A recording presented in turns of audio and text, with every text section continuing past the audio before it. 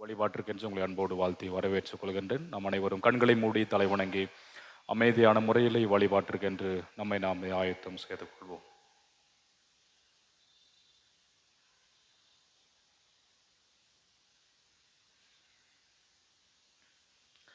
தந்தை, மைந்தர், தூய ஆவியானவராகிய ஒவ்வொரு கடவுளின் பெயராலே ஆமென். ஜெபம் செய்வோம்.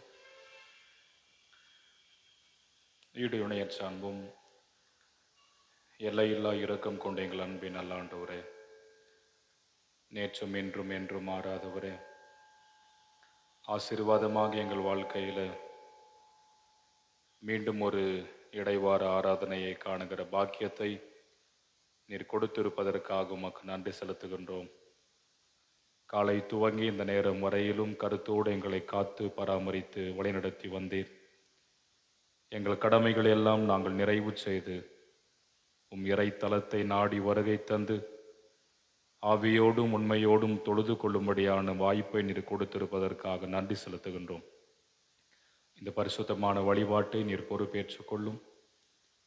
துவக்கு முதல் இறுதி மட்டுமாக உமது திரு பிரசன்னத்தினாலும் தூய ஆவியானவரின் அருள் துணையாலும் எங்களை ஆட்கொள்ள வேண்டும் என்று சொல்லி நாங்கள் வேண்டிக் கொள்கிறோம். வழிபாட்டின் ஊடாக பாடுகிற பாடல்கள், ஏறெடுக்கிற இறைவேண்டல்கள், வாசிக்கிற தியானிக்கிற உமது திருமொழிகளை எங்களுக்கு ஆசீர்வாதமாய் மாற்றிக்கொடும். இவைகளின் ஊடாக உமது நாமம் மாத்திரமே மகிமையும் ஆட்சிமையும் அடைய வேண்டும் என்று சொல்லி நாங்கள் வேண்டிக் கொள்கின்றோம்.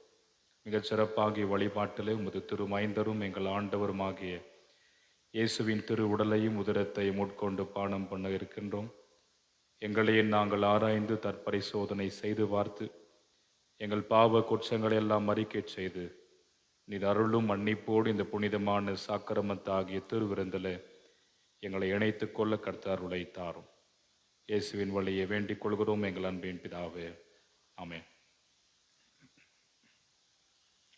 நம் வழிபாட்டிற்கு ஆர்வமாகவும் மூவொரு கடவுளை போற்றும் வண்ணமாக 556வது கீர்த்தனை பாடலை இணைந்து பாடுவோம். காலையும் மாலையும் எவ்வளையும் கர்த்தரை கருத்துடன் பாடுவேன் என்ற 556வது பாடல்.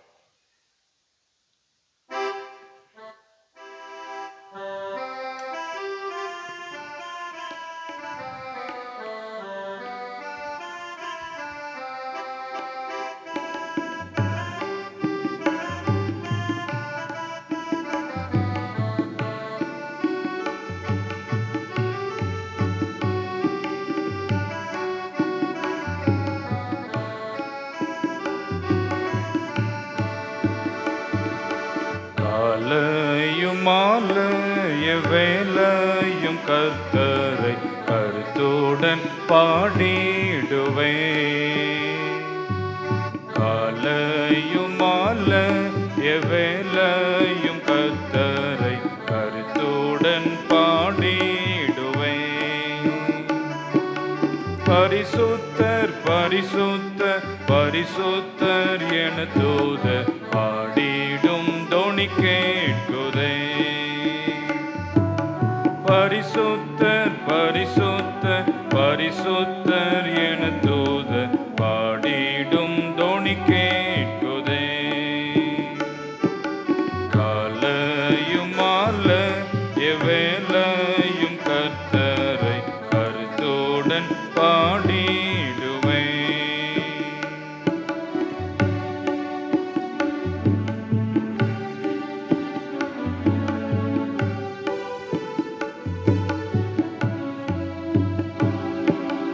கர்த்தரின் வெளிச்சம் ஜீவனின் பலனும் கிருபையும் ரட்சிப்புமானார்.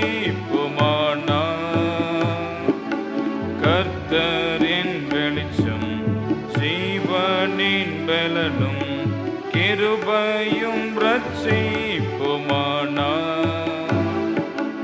அஞ்சிடாமல் கலங்காமல் பயமின்றி திகழின்றி அனுதினம் வாழ்ந்திடுவே. அஞ்சிடாமல் கலங்காமல் பயமின்றி திகழின்றி அனுதினம் வாழ்ந்திடுவே. காலையும் மாலைய வேலையும் கர்த்தரை கருத்தோ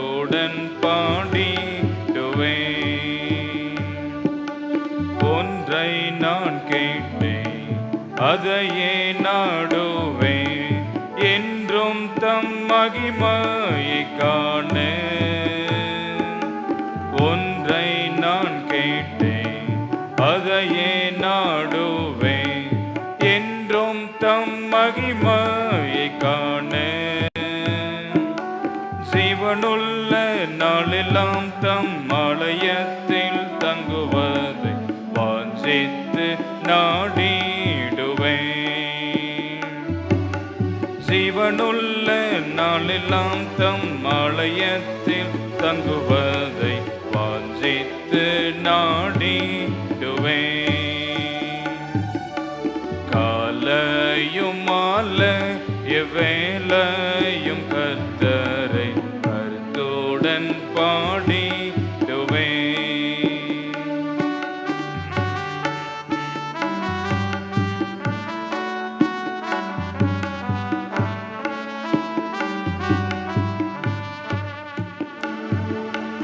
எந்தன் முகத்தை தேடுங்கள் என்று என் கர்த்தர் சொன்னதினாலே, எந்தன் முகத்தை தேடுங்கள் என்று என் கர்த்தர் சொன்னதினாலே, தமுகத்தை தேடுவேனே, கூப்பிடும் என் சத்தம் கேட்டு தயவாக பதிலளிப்பார். தமுகத்தை தேடுவேனே, கூப்பிடும் என் சத்தம் கேட்டு தயவாக பதிலளிப்பார். காலையும் மாலை எவ்வேளையும் கர்த்தரை கருத்துடன் பாடிடுவேன். தகப்பனும் தாயும் கைவிட்டாலும் என் கர்த்தர் என்னை சேர்த்து கொள்வார். தகப்பனும் தாயும் கைவிட்டாலும் என் கர்த்தர் என்னை சேர்த்து கொள்வார். ஸ்திரமாக திடமாக கர்த்தருக்கு என்றென்றும் காத்திருக்கும். எந்தன் உள்ளம் ஸ்திரமாக திடமாக கர்த்தருக்கு என்றென்றும் காத்திருக்கும். காலையும் மாலை எவ்வேளையும் கர்த்தரை கருத்துடன் பாடிடுவேன்.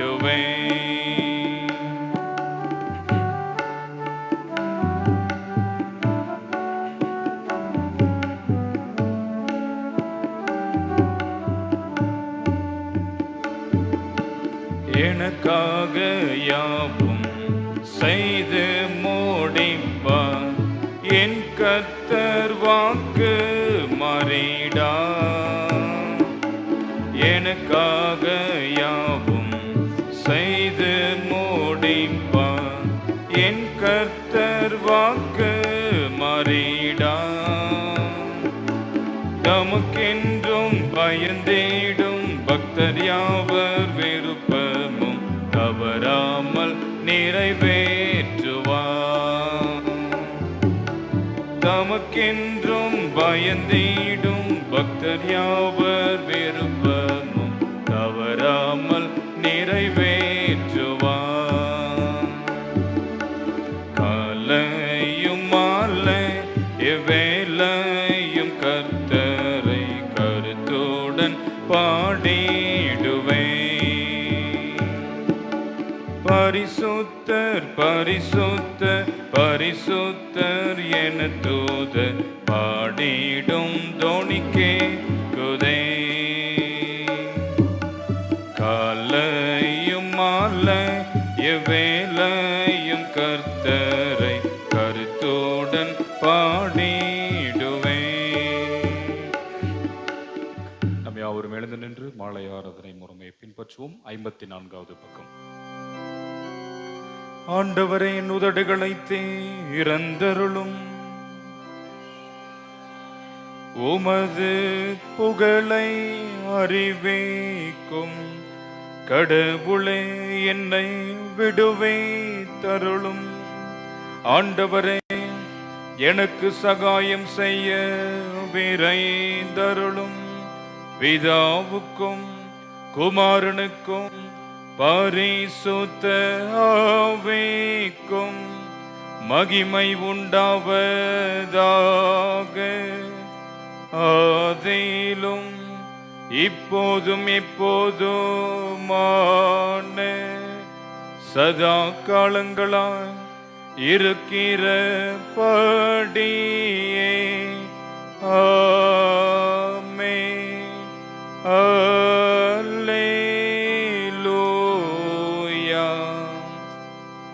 42வது சங்கீதத்தை நாம் முறையாக வாசிப்போம். பாடல் புத்தகத்தில் 165வது பக்கம், சங்கீதம் 42.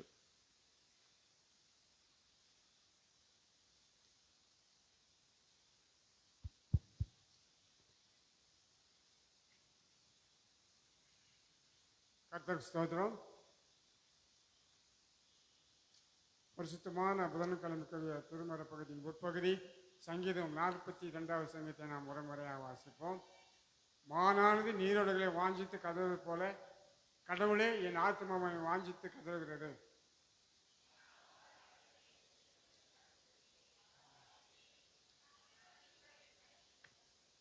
உன் கடவுள் எங்கே என்று அவர்கள் நாள்தோறும் என்னிடம் சொல்லுகிறபடியால் இரவும் பகலும் கண்ணினோ எனக்கு உணவாயிற்று.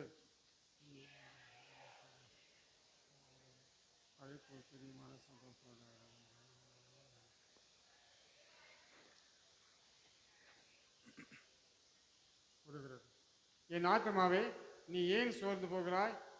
ஏன் எனக்குள் சஞ்சலப்படுகிறாய்?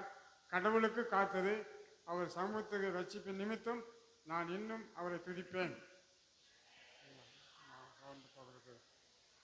ஆக யோரான் தேசத்திலும் யோர்மான் மலைகளும் ஈசார் மலைகளிலிருந்து உமது அருவிகளால் இறைச்சலால் ஆழத்தை ஆழ கூப்பிடுகிறது. உமது அலைகளும் தலைகளும் எல்லாம் என்மேல் புரண்டு போகின்றன.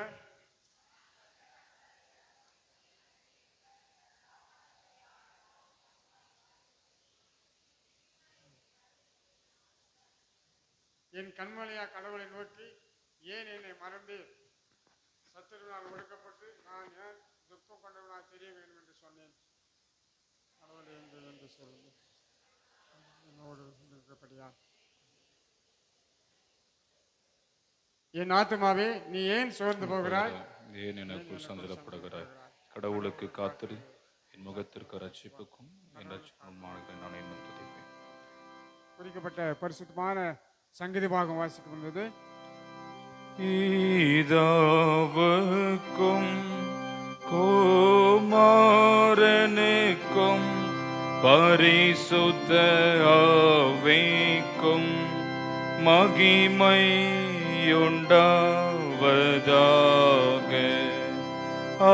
ஆதியிலும் இப்போதும் எப்போதுமான யுகா யுகங்களாம் இருக்கிற படியே. ஆமென். ஆண்டவருடைய வாழ்வை அருளும் திருமொழிகளை படித்து நாம் அதற்கு மறுமொழியாக நமது விசுவாசத்தை பாடல் புத்தகத்தில் 24வது பக்கம் உள்ள நிசையா விசுவாச பிரமாணத்தின் வழியாக அறிக்கை செய்வோம். 24வது பக்கம். ஒரே கடவுளை சுவாசிக்கிறேன். இவர் வானத்தையும் பூமியையும் காணப்படுகிறதும் காணப்படாதும் ஆகிய எல்லாவற்றையும் சிருஷ்டித்தவர், சர்வத்திற்கும் அல்ல பிதாவுமானவர். கடவுளுடைய ஒரே பேரான குமாரன், சர்வ காலங்களுக்கு முன்னே பிதாவர் என்று பிறந்தவர், சிருஷ்டிக்கப்பட்டவர் அல்ல, பிறந்தவரே. கடவுள் என்று கடவுள், ஜோதி என்று ஜோதி, மெய்யான கடவுள் என்று மெய்யான கடவுள், பிதாவோடு ஏக வஸ்துவானவர். இவரை கொண்டு எல்லாம் சிருஷ்டிக்கப்பட்டன. ஒரு மனிதராகி நமக்காகவும் ரட்சிப்பு நிமித்தமாகவும் பரலோகத்தில் இறங்கி பரிசுத்த ஆவியினால் கன்னிமடத்தில் அவதரித்து மனிதனானார். பொந்தி பிலாத்தின் கீழ் நமக்காக சிலுவையில் அறைவுண்டு மரித்து அடக்கம் பண்ணப்பட்டார்.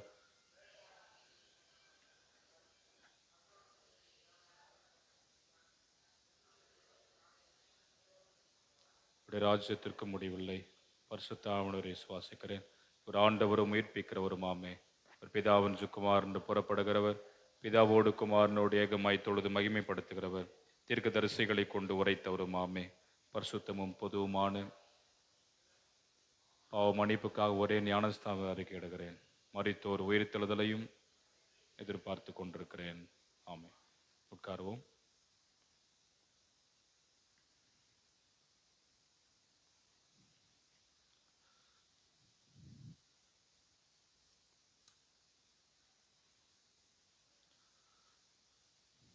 நம் தந்தையாகிய கடவுளிடமிருந்தும் அவர் தம் மைந்தரும் நம் ஆண்டவருமாகிய கிறிஸ்தேசுவிடமிருந்தும் நம் அனைவருக்கும் ஆண்டவருடைய கிருபையும் சமாதானமும் நிறைவாய் உண்டாவதாக.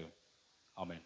கிறிஸ்தேசுவில் அன்புக்குரியவர்களே, இன்றைய நாளிலே நம் ஆண்டவருடைய திருவார்த்தையை தியானிக்க எடுத்துக்கொண்ட திருமறை பகுதி, அது வெளிப்படுத்தின விசேஷம் அல்லது யோவானின் தரிசன ஆகமம் 2ஆம் அதிகாரம் 4வது வசனத்தை நாம் வாசித்து தியானிப்போம். The book of Revelation, chapter 2, verse 4.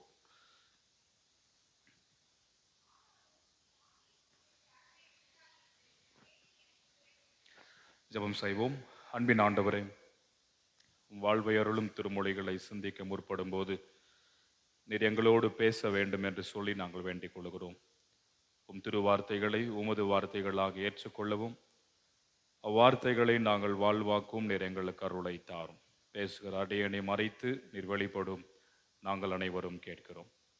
எங்கள் கண்மலையும் எங்கள் மீட்பருமாகிய கர்த்தாவே, அடியனின் வாயின் வார்த்தைகளும் கூடியிருக்கிற எங்கள் அனைவரின் இருதயத்தின் சிந்தனைகளும் உமது திருமுன்னிலையில் உகந்தவையாயிருக்கட்டும். இயேசுவின் வழியே பிதாவே, ஆமென். ஆண்டவர் இயேசு கிறிஸ்துவில் அன்புக்குரியவர்களே, உன் பேரில் எனக்கு ஒரு குறை உண்டு. ஆரம்பத்தில் நீ கொண்டிருந்த அன்பை விட்டுவிட்டாய் என்கின்ற வார்த்தைகள். உங்கள் மொழிபெயர்ப்பில் ஆதியிலே கொண்டிருந்த அன்பை விட்டாய் என்று சொல்லி நாம் பார்க்கிறோம். அன்பார்ந்தவர்களே, ஒரு போதகர், ஒரு ஆயர் ஒருவர் ஒரு திருச்சபையினுடைய விசுவாசியை பார்க்க அவருடைய இல்லத்திற்கு போகிறார். அந்த விசுவாசி திருச்சபையினுடைய ஊழியங்களிலும் திருச்சபைக்கு வருவதிலும் எல்லாவற்றிலும் மிக முதன்மையாக இருந்த ஒரு விசுவாசி. ஆனால் காலப்போக்கில் அவர் ஆலயத்திற்கு வருவதை விட்டு விடுகின்றார். ஆலயத்திற்கு வருவதை விடக்கூடியவர் ஊழியத்தில் கொடுக்க வேண்டிய பங்களிப்பையும் கொடுக்காமல் நிறுத்துவதை நாம் பார்க்கிறோம். ஸோ இப்படிப்பட்ட ஒரு நபரை அந்த ஆயர் அவருடைய இல்லத்தை நாடி சந்திக்க புறப்பட்டு போகிறார். அது ஒரு குளிர்காலம். ஸோ குளிர்காலம் அப்படின்னு சொல்லும்போது நம்ம என்ன செய்வோம்? யூஸ்வலாக முன்னாடியெல்லாம் நாங்கள் நெருப்பெல்லாம் மூட்டி இல்லையா, குளிர் காயக்கூடிய ஒரு நிலை அன்றைக்கு இருந்தது. ஸோ இப்போ கூட மேபி நம்ம என்ன பண்ணுவோம், எல்லோரும் ஒரு கேங்காக இருந்தால் அங்கே தீ மூட்டி அந்த குளிரை போக்குவதற்கு நாம் நெருப்பை மூட்டுவோம். ஸோ அந்த நபர் தன்னுடைய இல்லத்தில் விறகுகள் எல்லாம் வைத்து நெருப்பை மூட்டி அவர் குளிர் காய்ந்து கொண்டிருக்கிறார். ஸோ அப்படி இருக்கும்போது ஆயர் வந்தவுடனே இவர் பார்க்கிறார். ரொம்ப சந்தோஷத்தோடு ஆயரை இல்லத்திற்கு அழைக்கிறார், இல்லத்திற்குள் அழைக்கிறார். அவரும் உள்ளே போகிறார். எதுவும் பேசவில்லை. மாறாக அந்த நபர் ஒரு நாற்காலியை ஆயருக்கு போட்டு அவரோடு இணைந்து குளிர் காயும்படி அவர் அருகிலே ஒரு நாற்காலியை போட்டு விடுகிறார். ஸோ ஆயரும் அந்த நாற்காலியிலே அமர்ந்து குளிர் காய்ந்து கொண்டிருக்கிறார். அப்போதும் ஆயர் எதுவும் பேசவே இல்லை. விறகுகளெல்லாம் எரிந்து கொண்டிருக்கிறது. இருவரும் குளிர் காய்ந்து கொண்டிருக்கிறார்கள். அந்த நேரத்தில் ஆயர் என்ன செய்கிறார் என்றால், அந்த விறகுகளிலிருந்து ஒரு விறகை எடுத்து தனியாக வெளியே வைக்கிறார். அப்படி வைக்கும்போது அந்த ஒரு விறகு ஆரம்பத்தில் எரிந்தது, சிறிது நேரத்தில் அது அணைந்து போனது. ஆனால் எல்லா விறகுகளும் ஒருங்கிணைந்து எரிந்து கொண்டிருக்கும் போது அது தொடர்ந்து எரிந்து கொண்டே தான் இருந்தது. ஸோ இதை அந்த நபர் வாட்ச் பண்ணே இருக்காரு. அப்போதும் போதகர் எதுவும் பேசவில்லை. இன்னும் கொஞ்ச நேரம் கழிச்சு ஆயர் அவர்கள் தனியாக எடுத்து வைத்த அந்த விறகை எடுத்து மீண்டும் அந்த எல்லா விறகுக்குள் நுழைத்து வைக்கிறார். வைக்கும்போது அணைந்து போயிருந்த அந்த விறகு மீண்டும் பயங்கரமாக பற்றி எரிய ஆரம்பிக்கிறது. ஸோ இவையெல்லாம் முடிந்த பிறகு ஆயர் அவர்கள் எதுவும் பேசாமல் அவரை விட்டு, இல்லத்தை விட்டு வெளியேற கதவுக்கு அருகில் போகிறார். போகும்போது இந்த நபர் அவரை இடத்துல ஓடி சென்று அவருடைய கரத்தை பிடித்து, போதகரே ரொம்ப நன்றி என் இல்லத்திற்கு நீங்கள் வந்ததற்கு என்று சொல்லி, நீங்கள் எதுவும் பேசாமல் இந்த விறகை வைத்து எனக்கு பல பாடத்தை, ஆலோசனையை, கருத்தை வழங்கிவிட்டீர்கள். அடுத்த வாரத்திலிருந்து நான் தவறாமல் ஆலயத்திற்கு வருவேன். எப்போதும் போல ஊழியத்தில் நான் பங்களிப்பை கொடுப்பேன் என்று உறுதி கொடுத்தார். அதே போல தொடர்ந்து அவர் ஆலயத்தில் ஆண்டவரை ஆராதிப்பதிலும் ஊழியத்திலும் தன்னுடைய பங்களிப்பை கொடுத்தார் என்று சொல்லி நாம் பார்க்கிறோம். அன்பார்ந்தவர்களே, இந்த நிகழ்ச்சி நமக்கு எதை உணர்த்துகிறது என்று சொன்னால், அந்த ஒரு தனிப்பட்ட விறகை போன்றுதான். ஆலயத்திற்குள் எல்லா விசுவாசிகளும் ஒருங்கிணைந்து நம்முடைய கிறிஸ்தவ வாழ்வை இந்த இறை சன்னிதானத்தில் வலுப்படுத்தும் போது நம்முடைய ஆவிக்குரிய வாழ்வு என்பது ஆழமாக, மிகவும் அதிகமாக வலுப்பெறக்கூடியதாக இருக்கிறது.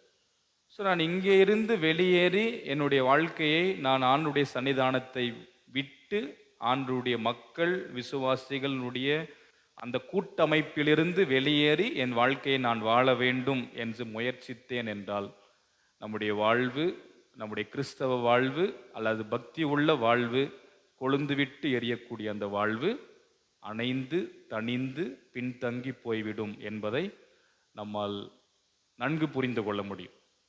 ஒருவேளை நம்முடைய வாழ்க்கையிலும் அல்லது நம்முடன் இருக்கின்ற நமக்கு தெரிந்த மக்களுடைய வாழ்க்கையிலும் நமக்கு தெரியும்.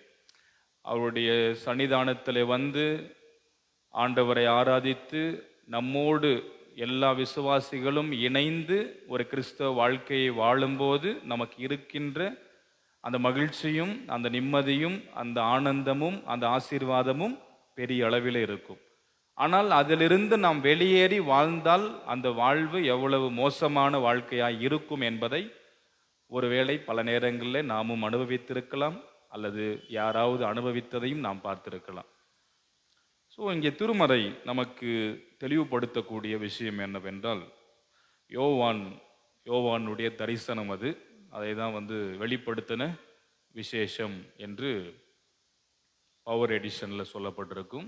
மோனகன் மொழிபெயர்ப்பில் அல்லது கடவுள் பைபிள் அப்படின்னு சொல்லுகின்ற ஆயர்கள் அதிகமாக பயன்படுத்துகின்ற இந்த திருமறையில் யோவானின் தரிசனம் என்று சொல்லப்பட்டிருக்கும். ஸோ அதில் யோவான் சொல்லுகின்றார், உன் பேரில் எனக்கு ஒரு குறைவு உண்டு, ஆதியிலே கொண்டிருந்த அந்த அன்பை விட்டுவிட்டாய் என்று சொல்லி. ஸோ பல நேரங்களில் கிறிஸ்தவ வாழ்க்கையில் இறைவன் மீது வைத்திருக்கின்ற அந்த பக்தி, அந்த விசுவாசம், அந்த நம்பிக்கை, அந்த விசுவாசம் பல நேரங்களில் நமக்கு தளர்வை தருகிறது. நம் வாழ்க்கையில் ஏதாவது ஒரு சிக்கல் வந்தால், கஷ்டங்கள் வந்தால், இன்னல்கள், வேதனைகள், சவால்கள் அல்லது எதிர்க்க முடியாத, மேற்கொள்ள முடியாத பல சூழல்கள் நம்மை சூழ்ந்து கொள்ளும்போது நம்முடைய விசுவாச வாழ்க்கை, இறைவனோடு இருக்கின்ற அந்த அன்பு, உறவு, ஐக்கியம் பல நேரங்களில் ஒரு பெரிய விரிசலை கொடுக்கக்கூடியதாக மாறிவிடுகிறது. அப்படி இருந்தால் இறைவன் நம்மையும் பார்த்து கேட்பார், ஆதியிலே கொண்டிருந்த அந்த அன்பு எங்கே என்று சொல்லி. ஏனென்றால் நாம் ஆரம்பத்தில் இறைவனோடு ஒரு ஆரம்ப கால உறவை நாம் வைக்கும்போது, அல்லது நம்ம எல்லாரும் ஞானஸ்தானம் எடுத்து அந்த நாளை எடுத்துங்களேன். நிறைய பேர் பெரிய வயதில் ஞானஸ்தானம் எடுத்திருக்கலாம், அல்லது குழந்தையில் ஞானஸ்தானம் எடுத்திருக்கலாம். அப்படி நாம் எந்த வயதிலோ ஒரு ஞானஸ்தானத்தை நாம் எடுத்திருப்போம். அந்த ஞானஸ்தானத்தை எடுத்து இறைவனின் பிள்ளையாக நாம் மாறியிருப்போம். இறைவனின் பிள்ளையாக மாறின பிறகு, நமக்கு நன்கு இறைவனை புரிந்த பிறகு நம்முடைய கிறிஸ்தவ வாழ்வு ஒரு சிறப்பான கிறிஸ்தவ வாழ்வாக ஆரம்பமாகும். அப்படி ஆரம்பமாகக்கூடிய அந்த முதல் கட்ட விசுவாச வாழ்க்கை இன்றளவும் நம்மில் இருக்கிறதா என்கின்ற கேள்வியை நமக்குள் எழுப்பி பார்த்தால் கொஞ்சம் பர்சன்டேஜ் கொஞ்சம் கம்மியாக கூட இருக்கக்கூடிய வாய்ப்புகள் இருக்கக்கூடும் இல்லையா?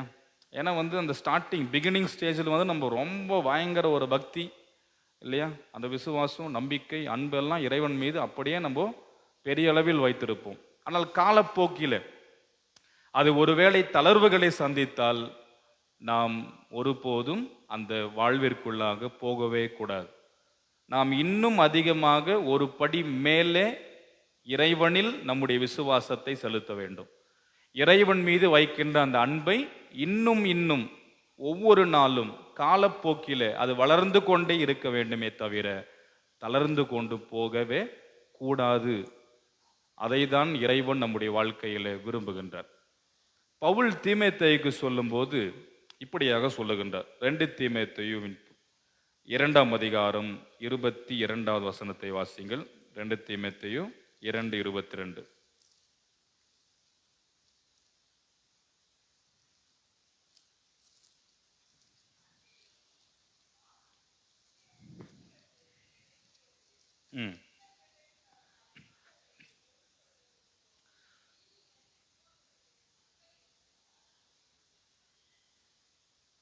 அன்றியும் பாலியத்திற்குரிய இச்சைகளுக்கு நீ விலகியோடி சுத்த இருதயமுள்ளவனாய் ஆண்டவரை தொழுது கொள்கிறவர்களோடு நீதியையும் விசுவாசத்தையும் அன்பையும் சமாதானத்தையும் நாடு என்று பவுல் சொல்லுகின்றார். சுத்த இருதயம் உள்ளவர்களாய் ஆண்டவரை தொழுது கொள்கிறவர்களோடு, யாரெல்லாம் சுத்த இருதயம் உள்ளவர்களாக இறைவனை தொழுது கொள்கிறார்களோ அந்த மக்களோடு கூட என்ன செய்யணுமா? நீதியையும் விசுவாசத்தையும் அன்பையும் சமாதானத்தையும் நாடு, அவர்களில் நாடு. அப்படிப்பட்ட மக்களுக்குள் இவைகள் நிறைந்திருக்கும். நீ அவர்களோடு இணைந்து ஐக்கியப்பட்டு இவைகளை அவர்களில் நாடு என்று சொல்லுகின்றார். யாருக்கு சொல்றாருன்னா, தீமோத்தேயு என்று சொல்லுகின்ற ஒரு இளம் ஆயருக்கு அவர் சொல்லுகின்றார் பவுல். இது நமக்கும் சொல்லப்படுகிறது. நம்முடைய வாழ்வில் இறைவனில் யார் வாழ்கிறார்கள் என்று நமக்கு நன்கு தெரியும். சுத்த இருதயத்தோடு இறைவனை யார் வழிபடுகிறார்கள் என்பது நம்மில் இருக்கக்கூடியவர்கள் யார் அப்படிப்பட்டவர்கள் என்று தெரியும். அப்படிப்பட்டவர்களுக்குள் நாம் எப்பொழுதுமே இந்த அன்பையும் சமாதானத்தையும் நீதியையும் விசுவாசத்தையும் நாடுகின்ற மக்களாக வாழ வேண்டும் என்பதை பவுல் நமக்கும் சொல்லுகின்றார். நம்முடைய சிந்தனை பகுதி வெளிப்படுத்தின விசேஷம் 3ஆம் அதிகாரம் 16வது வசனத்தை வாசிப்போம். வெளிப்படுத்தின விசேஷம் 3:16.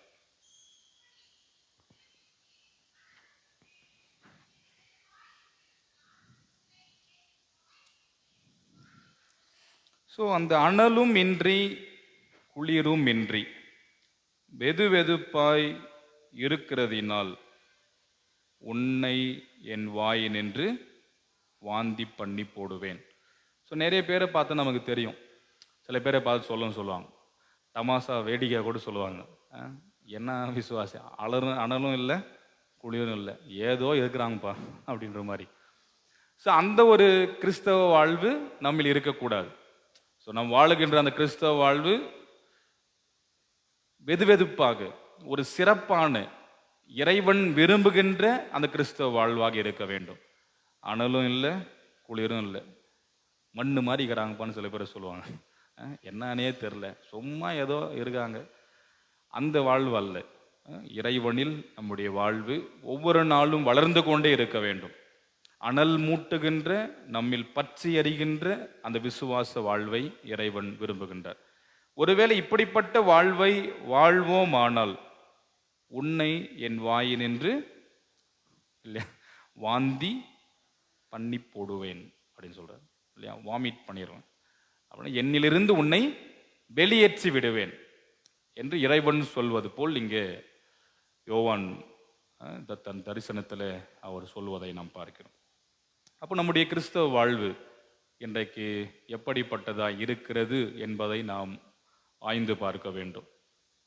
என்றால் இயேசுவினுடைய சீடர், முதன்மையான சீடராய் இருந்த பேதுரு, அவரை பற்றி நமக்கு தெரியும்.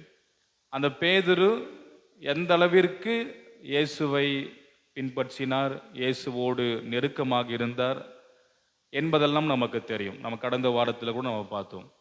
அதில் பேதுரு சொல்லுகின்ற வார்த்தை, ஆண்டவரே, என்ன ஆனாலும் நான் உங்களோடு உடனிருப்பேன், என் உயிர் போனாலும் உம்மை விட்டு விலக மாட்டேன் என்றெல்லாம் பேசக்கூடியவர் இறுதியில் மறுதளிப்பார் என்று நமக்கு தெரியும். ஆனால் யோவான் நற்செய்தி நூலின் கடைசியில் நாம் பார்க்கிறோம் 21வது அதிகாரத்தில்.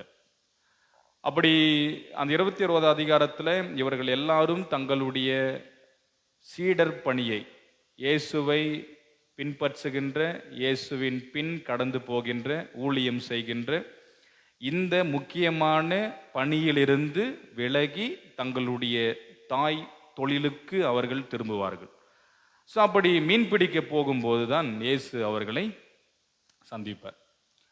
அந்த நிகழ்ச்சியில நமக்கு தெரியும், இயேசு பேதுருவை பார்த்து கேட்பார், என்னை நீ அன்பு செலுத்துகிறாயா அப்படின்னு சொல்லி. ஸோ அந்த பகுதி நமக்கு தெரியும். திரும்ப திரும்ப கேட்கும்போது இறுதியில் அவர் அழ ஆரம்பித்து விடுவார். அவரை நேசிக்கிறேயா, என்னை அன்பு செலுத்துகிறாயா, என்னை சிநேகிக்கிறாயா என்றெல்லாம் இயேசு பேதுருவை திரும்ப திரும்ப கேட்பதின் காரணம் என்னவென்றால், அவரை உண்மையாகவே நேசிக்கக்கூடியவராய் இருந்தால் அவரை விட்டு ஓடியிருக்க மாட்டார்கள், மறுதளித்திருக்க மாட்டார்கள். இறுதியில் எங்களுடைய பணிக்கு, தொழிலுக்கு நாம் திரும்பி போவோம், இவரை நம்பி என்ன பிரயோஜனம் என்கின்ற நிலைக்கு அவருக்கு மாறுகிறார்கள். ஒரு விரக்தி ஏற்படுகிறது. இனி நமக்கு யார், இவரோடு இருக்கும்போது அவர் பார்த்து கொண்டார், இப்பொழுது அவர் நம்மோடு இல்லை, அப்போ நம்முடைய பணிகளுக்கு நாம் போவோம், மீன் பிடிக்க போவோம் என்று அந்த இயேசுவின் மீது, ஆண்டவர் மீது இருந்த அந்த அன்பு, அந்த விசுவாசம் அவர்களில் காணாமல் போன போதுதான் அவர்கள் தங்களுடைய சொந்த பணிக்கு திரும்பினார்கள். 21ஆம் அதிகாரத்தில் பார்க்கிறோம். அப்படி இருக்கும்போதுதான் இயேசு மீண்டும் மீண்டும் கேட்பார், என்னை நேசிக்கிறாயா, என்னை நேசிக்கிறாயா என்று சொல், என்னை அன்பு செலுத்துகிறாயா. அப்போ நாம் ஆரம்பத்தில் எப்படி இறைவனில் அந்த விசுவாச வாழ்க்கையை ஆரம்பித்தோமோ அது நம்முடைய வாழ்வின் கடைசி வரையிலும் அப்படியே இருக்க வேண்டும். அதிலிருந்து நாம் மேலோங்கி போக வேண்டுமே தவிர அதிலிருந்து நாம் பின்தங்கி போகின்ற விசுவாச வாழ்வை ஒருபோதும் வாழ்தல் ஆகாது என்பதை நாம் புரிந்து கொள்ள வேண்டும். ஆகையினாலே அன்புக்குரியவர்களே, என்னாலும் அந்த இறைவனோடு அந்த ஐக்கியத்தையும், அன்பையும், உறவையும், விசுவாசத்தையும் வளர்த்து கொண்டே இருப்போம். திருமறையை வாசிப்பதில், ஜபத்தில் தரித்திருப்பதில், ஆலயம் வழிபாடு என்று இருக்கும்போது இறைவனை வந்து வழிபடுவதில், எல்லாவற்றிலும், ஊழியங்களில் பல்வேறு வகையில் நாம் இறைவனோடு நம்மை இணைத்து கொண்டு ஒரு விசுவாச வாழ்க்கையை வாழும்போது அந்த இறைவனை நாம் என்றும் அன்பு செலுத்துகிறோம் என்பதில் மாற்று கருத்தே இல்லை. நமக்கு தெரியும், இந்த இடைவார ஆராதனை அப்படின்னு இருக்கும்போது எப்படி வரவங்க தான் வருவாங்கன்றது நமக்கு நன்கு தெரியும் இல்லையா. சண்டே சர்வீஸ் அப்படி இருக்கும்போது ஓகே வரீங்க. ஆனால் இந்த மிட்வீக் சர்வீஸ் அப்படின்னு இருக்கும்போது வரவங்க வராங்க. ஒருவேளை இன்றைக்கு கம்யூனியன் இல்லையா, திருவிருந்து அப்படின்னு இருக்கும்போது கொஞ்சம் கூடுதலாக வரக்கூடிய ஒரு வாய்ப்பு உண்டு. ஸோ இப்படி தான் நம்முடைய கிறிஸ்தவ வாழ்க்கை இருக்கிறது. மற்றவங்க எங்கே இருக்கிறாங்க, என்ன ஆனாங்க, பிஸியாக இருக்காங்களா, வேலையாக இருக்காங்களா தெரியாது. அல்லது வீட்டிலே இருந்து கேட்டுனுக்கிறாங்களா தெரியாது. ஸோ இறைவனுக்கு தெரியும். அவரை அன்பு செலுத்துகிறோம் என்றால் அவரை நாடி தேடி ஓடி வந்து அவரை வழிபட வேண்டும்.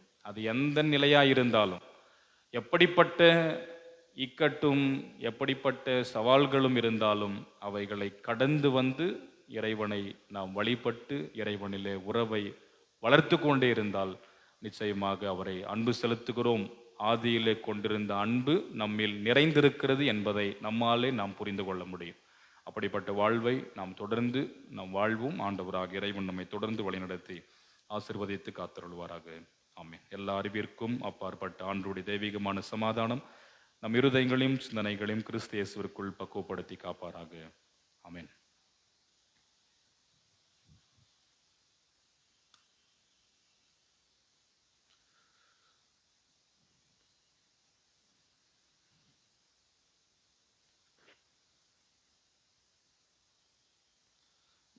நாம் தொடர்ந்து பாடல் புத்தகத்தில் 615வது பாடல், மான்கள் நீரோடை வாஞ்சித்து கதரும் போல் தேவன் என்கிற பாடல். 615வது பாடல். இப்பாடலின் பொழுது நம்முடைய காணிக்கைகளை கர்த்தருக்கு என்று எடுப்போம்.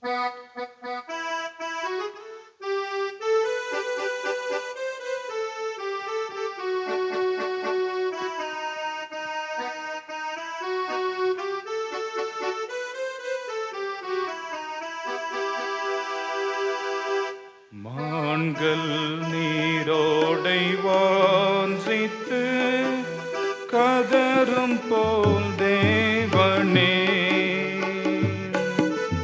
எந்த நாத்துமாவும்மையே வாஞ்சித்து கதருமே. தஞ்சமே நீ, அடைக்கலம் நீ, கோட்டையும் நீ, என்றும் காப்பே. தஞ்சமே நீ, அடைக்கலம் நீ, கோட்டையும் நீ, என்றும் காப்பே.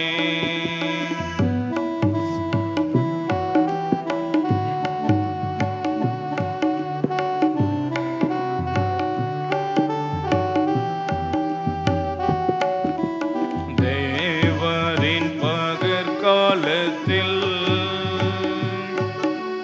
கிருபையை தருகின்றே.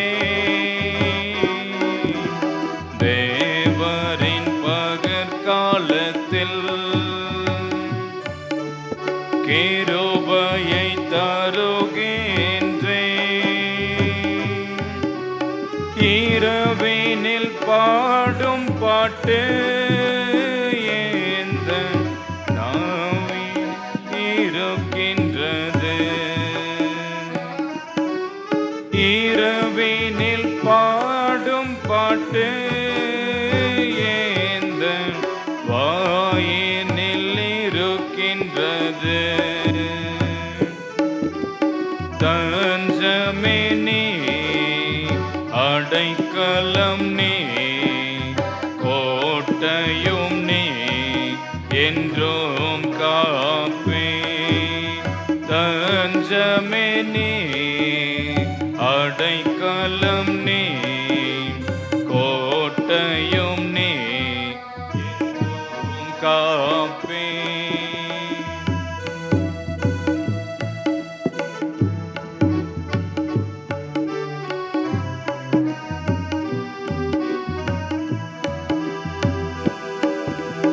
ஆத்துமம் கலங்குவதே,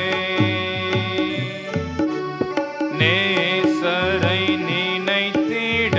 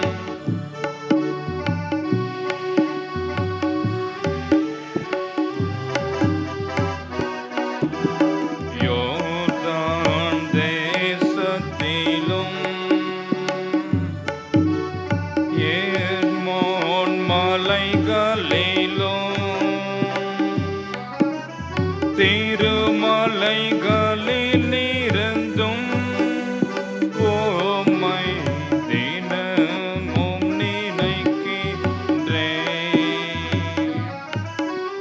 திருமலைகளில் இருந்தும்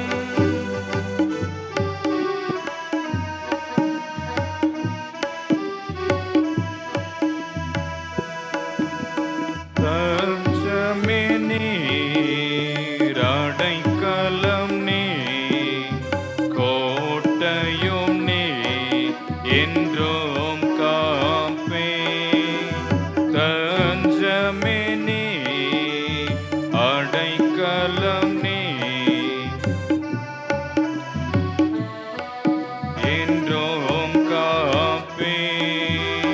மான்கள் நீரோடை வாசித்து கதரும் போல் தேவனே, எந்த நாத்துமாவும்மையே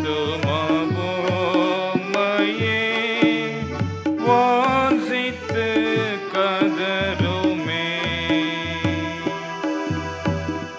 நம் யாவரும் முழங்கால் படியிட்டு ஆண்டவரை நோக்கி நாம் பார்ப்போம். நாம் செய்திருக்கின்ற பாவ குற்றங்களை உணர்ந்து மனஸ்தாபப்பட்டு ஆண்டுடைய இறை சன்னிதானத்தில் வருகை தந்திருக்கும் போது கடவுளுக்கும் பிறருக்கும் எதிராக நாம் செய்திருக்கின்ற பாவங்களை, குற்றங்களை, தீமைகளை அமைதியான முறையில் ஒரு நிமிடம் நாம் அறிக்கை செய்வோம்.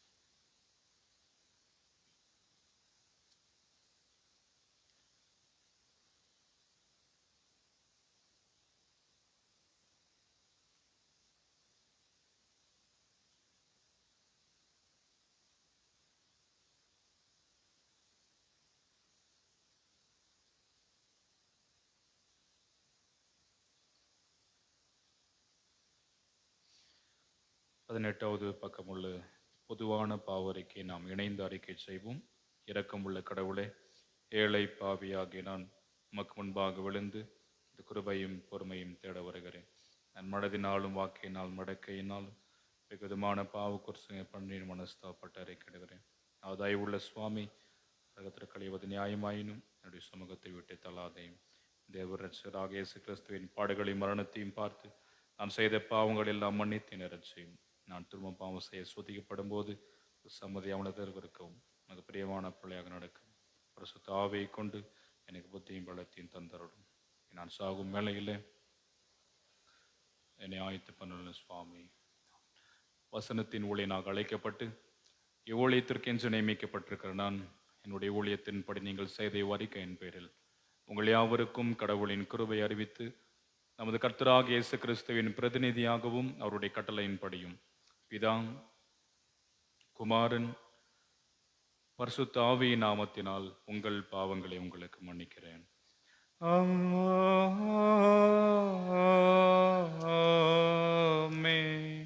நம் யாவரும் எழுந்து நின்று பாடல் புத்தகத்தில் 29வது பக்கமுள்ள திருவிருந்து ஆராதனை முறைமையின் முகவுரையை பின்பற்றுவோம்.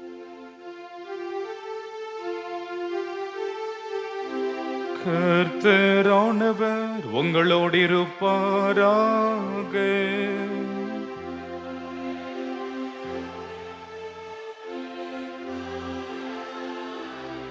உங்கள் இருதயங்களை உயர்த்துங்கள்.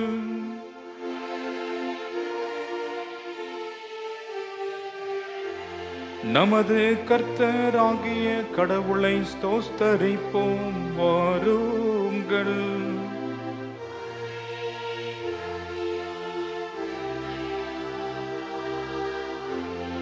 பரிசுத்தமுள்ள கர்த்தரும் சர்வ வல்லமையும் உள்ள பிதாமாகிய அநாதி கடவுளே, நாங்கள் உம்மை எக்காலத்திலும் எவ்விடத்திலும் ஸ்தோத்தரிப்பது மெய்யாகவே தகுதியும் செம்மையும் நிதானமும் நன்மையுமாமே. ஆதலால் உமது மகிமையான நாமத்தை தேவ தூதர்களோடும் பிரதான தூதர்களோடும் சகலவான சேனைகளோடும் ஏக களிப்பாய் துதித்து நாங்களும் சொல்வதாவது, சேனைகளே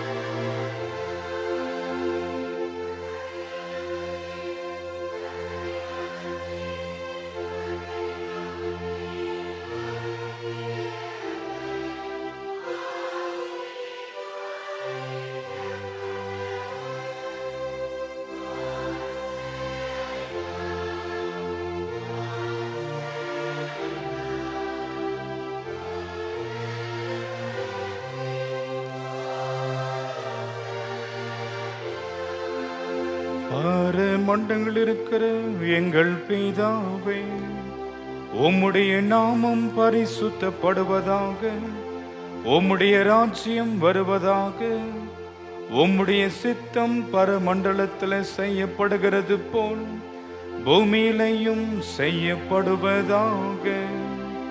அன்றன்று வேண்டிய எங்கள் ஆகாரத்தை இன்றும் எங்களுக்கு தாரும். எங்கள் கடனாளிகளுக்கு நாங்கள் மன்னித்திருக்கிறது போல எங்கள் கடன்களை எங்களுக்கு மன்னியும்.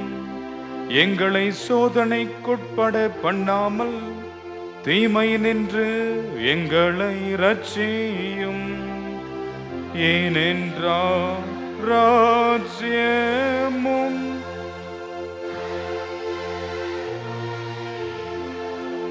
மகிமையும் என்றென்றைக்கும் உம்முடைய வைகளே. ஆமென். நம்முடைய ஆண்டவராகிய இயேசு கிறிஸ்து தாம் காட்டிக் கொடுக்கப்பட்ட அன்று ராத்திரியிலே அப்பத்தை எடுத்து நன்றி செலுத்தி அதை பிட்டு தம்முடைய சீடர்களுக்கு கொடுத்து சொன்னதாவது, நீங்கள் இதை வாங்கி புசியுங்கள், இது உங்களுக்காக கொடுக்கப்படுகிற என்னுடைய சரீரமா இருக்கிறது. என்னை நினைவு கூறும்படி இதை செய்யுங்கள்.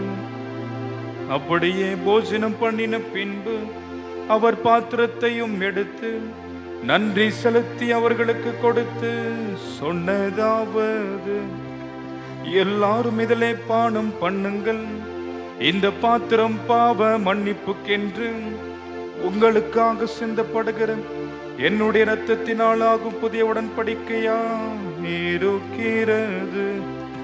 இதை நீங்கள் பானம் பண்ணும் போதெல்லாம் என்னை நினைவு கூறும்படி இதை செய்யுங்கள். கர்த்தாவின் சமாதானம் உங்கள் அனைவரோடும் இருப்பதாக.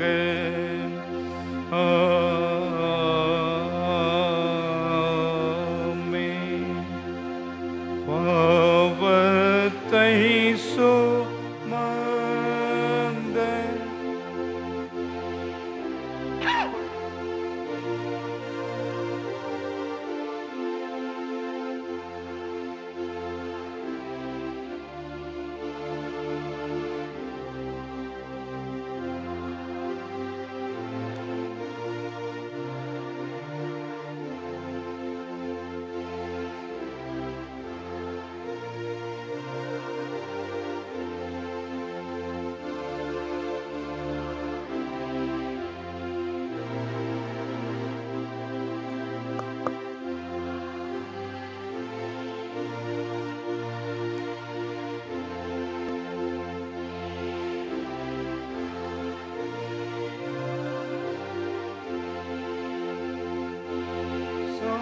சமாதானம் தாரும்.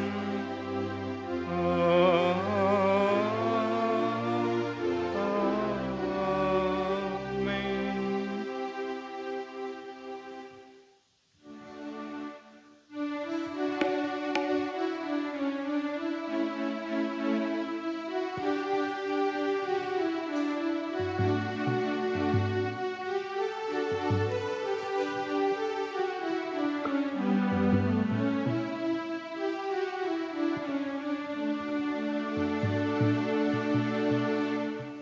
என்னை நேசிக்கின்றாயா?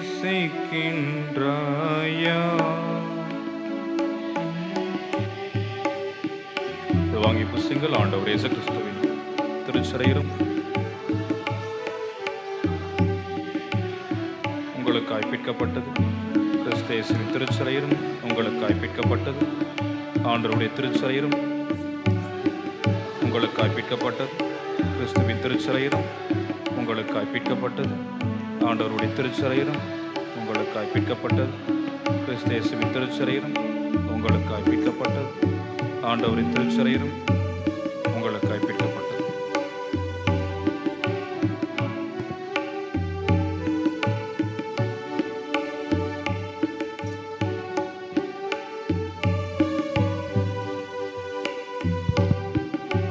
பானம் பண்ணுங்கள். ஆண்டவர் இயேசு கிறிஸ்துவின் திரு ரத்தம்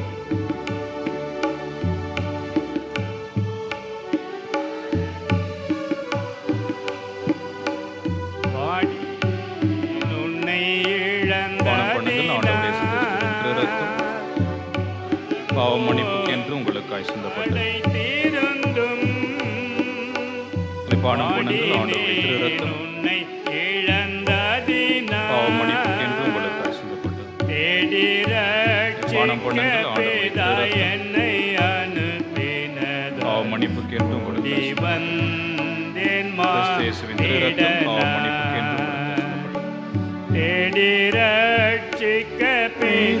என்னை அனுப்பினதால் ஓடி வந்தேன் மானிடனா. என்னை நேசிக்கின்றாயா,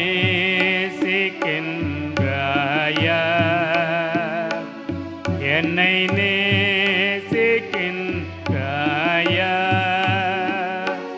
கல்வாரி காட்சியை பாவம் மன்னிப்புக்கு என்று உங்களுக்காய் சிந்தப்பட்டது. பானம் பண்ணுங்கள். ஆண்டவருடைய திரு ரத்தம் பாவம் மன்னிப்புக்கு என்று உங்களுக்காய் சிந்தப்பட்டது. பானம் பண்ணுங்கள். கிறிஸ்து இயேசுவின் திரு ரத்தம் பாவம் மன்னிப்புக்கு என்று உங்களுக்காய் சிந்தப்பட்டது.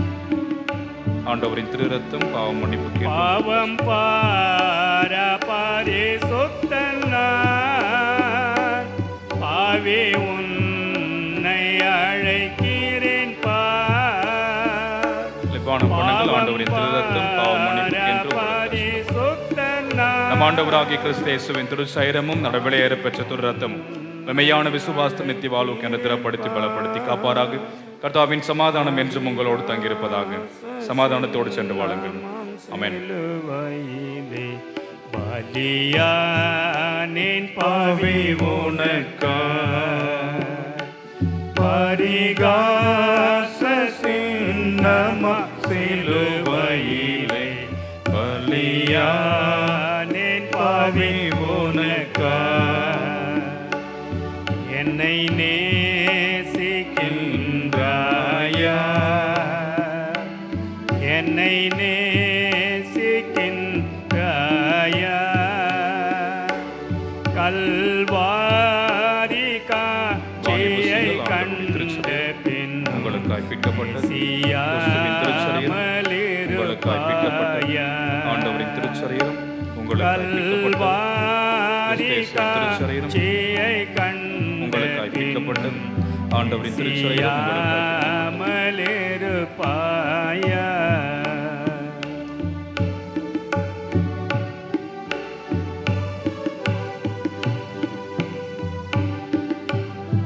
பானம் பண்ணுங்கள். ஆண்டவர் இயேசு கிறிஸ்துவின் திரு ரத்தம் பாவம் மன்னிப்புக்கு என்று உங்களுக்காய் நகோரத்தை பானம் பண்ணுங்கள். ஆண்டவர் இயேசு கிறிஸ்துவின் திரு ரத்தம் பாவம் மன்னிப்புக்கு என்று உங்களுக்காய் பானம் பண்ணுங்கள். ஆண்டவர் இயேசு கிறிஸ்துவின் திரு ரத்தம் பாவம் மன்னிப்புக்கு என்று உங்களுக்காய் பாவத்தின் முடிவினை பாவம்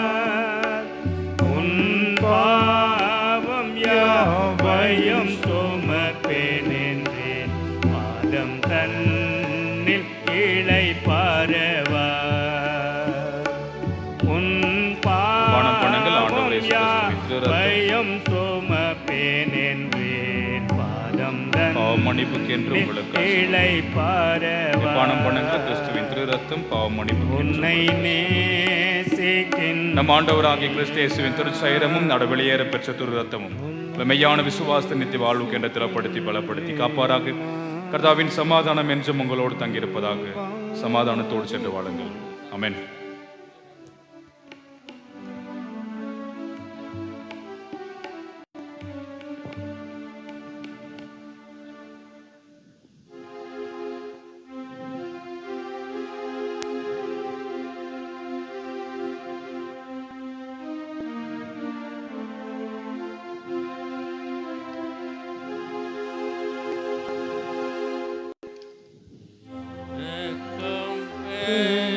பெற்றேன்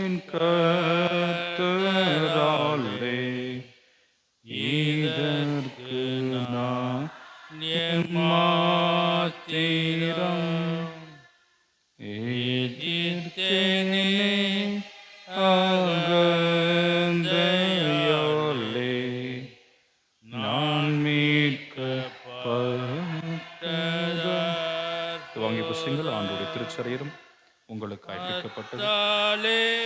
கிறிஸ்து இயேசுவின் திருச்சரீரம் உங்களுக்காய் பிற்கப்பட்டது. ஆண்டவரின் திருச்சரீரம் உங்களுக்காய் பிற்கப்பட்டது.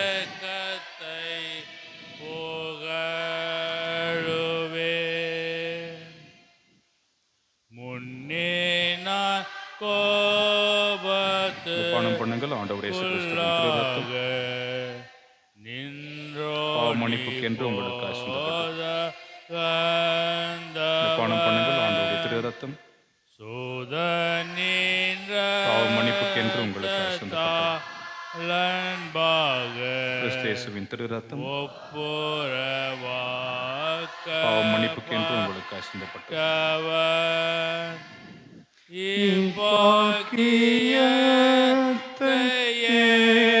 எனக்கு இரக்கமே அளித்தது.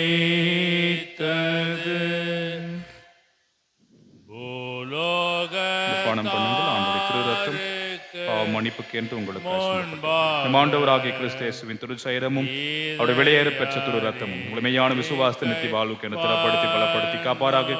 கர்த்தாவின் சமாதானம் என்றும் உங்களோடு தங்கியிருப்பதாக. சமாதானத்தோடு சென்று வாழுங்கள். ஆமென். என் நெஞ்சில் வைத்து யோசிப்பே பணிந்து காலி கோருவேன் இரக்கத்தை புகழுவேன்.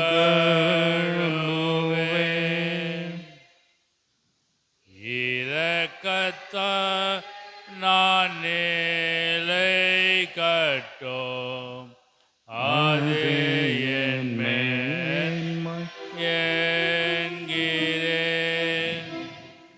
என் விசுவாசம்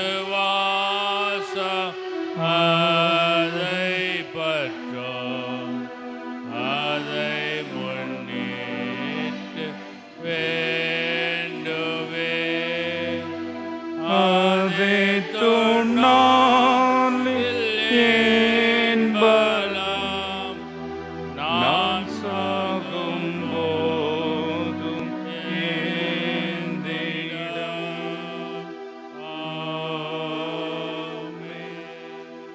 நம்ம யாவரும் எழுந்து நின்று சிமியோனின் ஸ்தோத்திர விளையத்தை பாடுவோம்.